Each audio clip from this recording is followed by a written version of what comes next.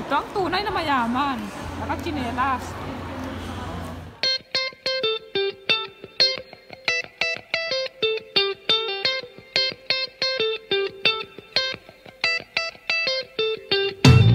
Morning! Ayan, so Monday ngayon, Memorial Day.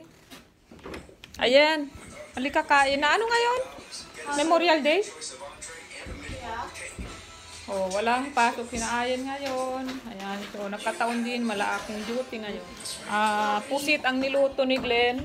Tuan man, amoy papaitan man. Ay, aray ko. Malapit pa kung mahulungan ba yan?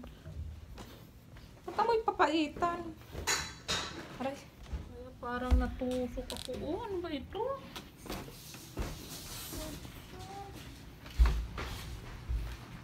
Ayan, ito yung ating squid.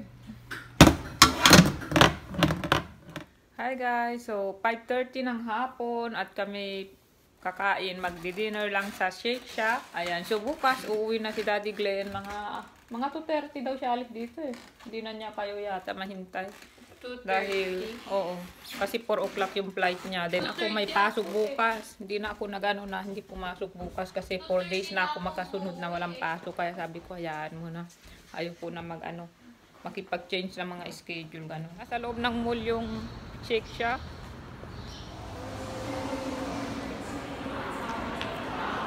Louis Vuitton. Ha? Oh, yan na yun, LV. Lumang bato. Lumang bato. Taka sa loob. Lumang bag. Mag-shoplift ka. Hermes. Oh, ayun na yung Hermes. Oh. Hermitanyo.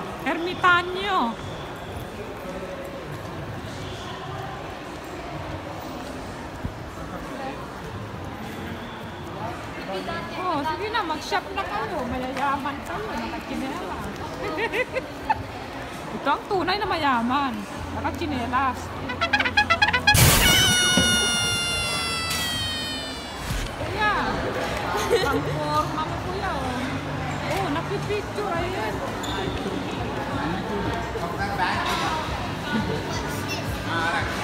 Picture ka doon, kuya. Dito na Shake Shack. Bago to. Noon sa labas lang Shake Shack. Modern ng mayaman. Tubig. Ilan ka? Asa yung CR nila? Nandyan. Sa loob? Ha? Ano yan? Is mine the bacon? Ito sa sila. Ganyan sa akin. Okay na ata yan eh. Hindi. Hindi? Sa akin ito. Dito lang dito ko. Kain tayo. Double yan? Isa lang. Isa lang? Hindi ah. Order Kaya ko yun double yata yan. Itong malaki. Hindi, Oh. double yung order ko. Nap.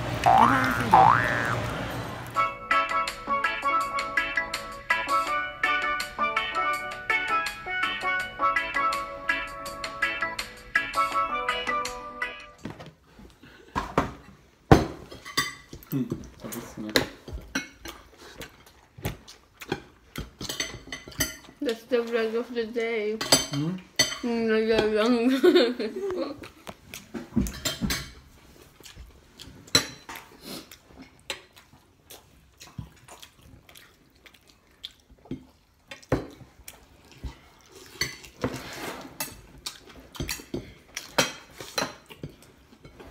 Mas masarap to. Ang pangalan ng klase mo, Sarya. Pero tawag ko sa kanya Si Milay. Papa meron din siyang best friend dati, ang pangalan Saryo. Dario. Dario. Ano siya? Saryo. Tapos, si Papa at saka si Saryo, nagnakaw ng mangga. Akala ko naman something bigger. Nakita sila nung may-ari. Nangyari. Hinabot sila ng itak. Si Papa tumalon na pila. Hala. Hindi sila nakalakad 1 month. Ha? Oh my.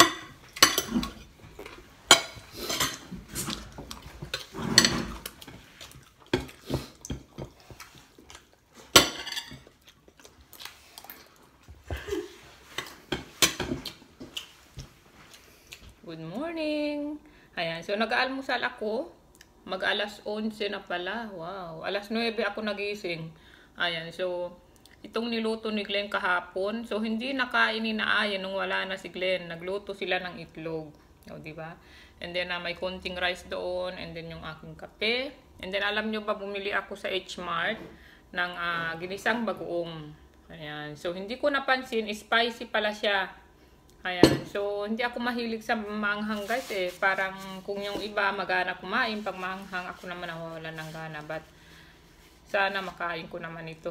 Binili ko pala itong bagoong guys kasi sa trabaho wala akong ganang kumain. So alam ko yung bagoong kasi nagpapagana din sa akin na kumain yan. Kaya hindi ako bumibili niyan kasi magana akong kumain. Pero sa trabaho, lagi akong, alam mo yun, walang ganang kumain. Siguro pagod, maraming iniisip.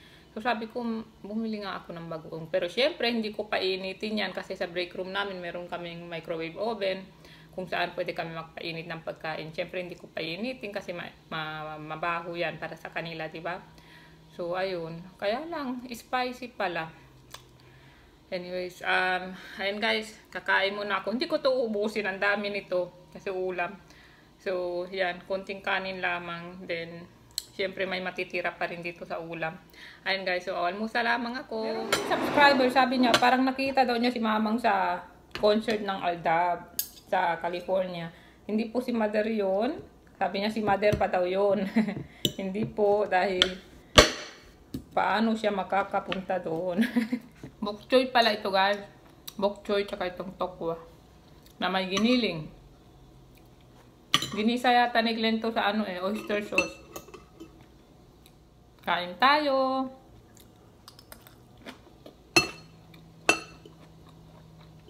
So balikan ko kayo guys about doon sa sinasabi kong wala akong ganang kumain sa trabaho. Ewan ko guys, pero ako ganun talaga ako pag yung parang pagod.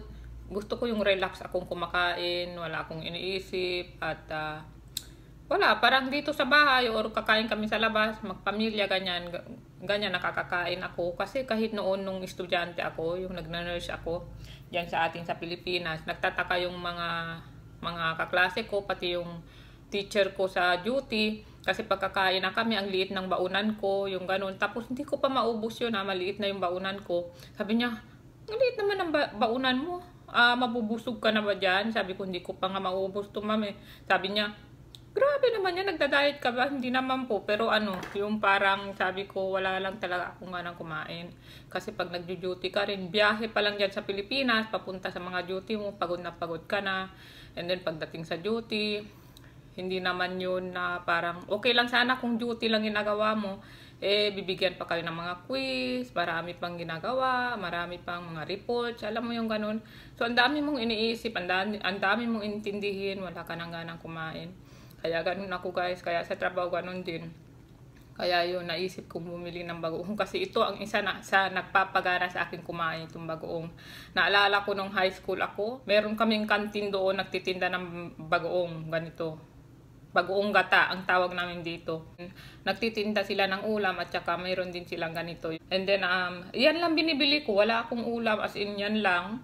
Magana na akong kumain, walang ulam. Kasi usually noon, kanin lang dinadala ko dahil hindi naman nagluluto si Mamang o magigising ng umaga para magluto. 7 o'clock yung ating klase.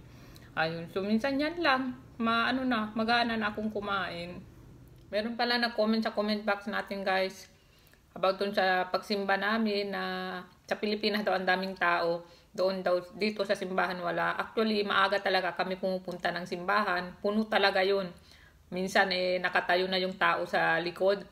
Ayaw namin nakatayo, ayaw din namin nasa likuran. Kaya ayaw namin nalilate. Lagi kaming mas maaga talaga. Parang hindi pa yata dumaan ang yung basurahan. Hindi pa nga. Kasi yung sa kapitbahay, din. Hindi kaya dadaan itong basurahan. Makain pala yung doon. Sa kutsi. Inverted. Bakit mo ginanyan? I don't know. Ayan, so, mag-grocery lang kami ni Ayn sandali.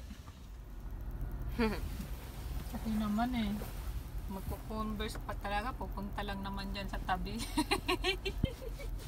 Hindi na niya kaya mag-sandal o mag-chinelas. Isang chinelas. Eh, kunwari ka pa. Yung binili mo sa Target, dapat yung ginagamit mo rin. Kahit pupunta lang siya dyan, pupulot ng basura, magko-converse pa. Hindi ako ganon. Nakapaa ako kung Oh, tingnan mo yan kapag. Kami sa Wegman. Mag-grocery lang kami. Puro na yung mga pang-summer talaga yung ano nila. Mga cooler, pang-summer na. Murado mo kakainin mo ha. Kasi minsan nabubulok sa ano. Maasim? Maasim? Nawag na kung maasim. Tingnan mo yung iba. Hindi pa yata nakikasan yun. Ano? Yan yung tong chicken thigh. Mordala. Ano si Ayen? Ayan.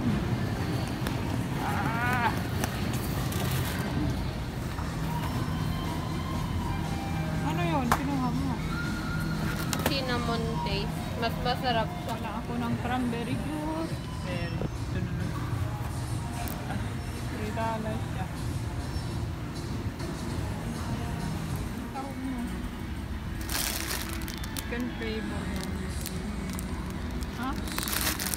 Ano mo dyan? Yung Pansahog. Tuna? Yes. Mga ulam. Naka-on pala. So ngayon, mag-haul lang nga ng anong nabili namin sa Wegman.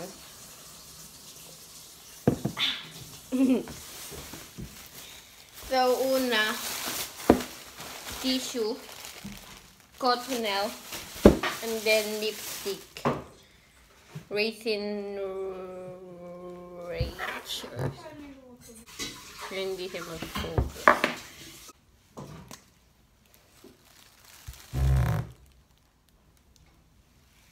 Yan.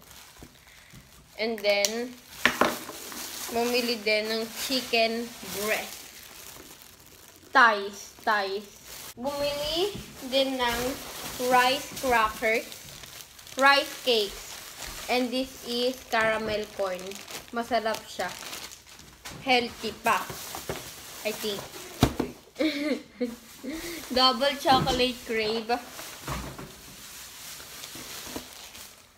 Hawaiian bread, chicken flavor ramen, comes in a 6-pack, Eggo, milk, and then take your time. Cran raspberry juice.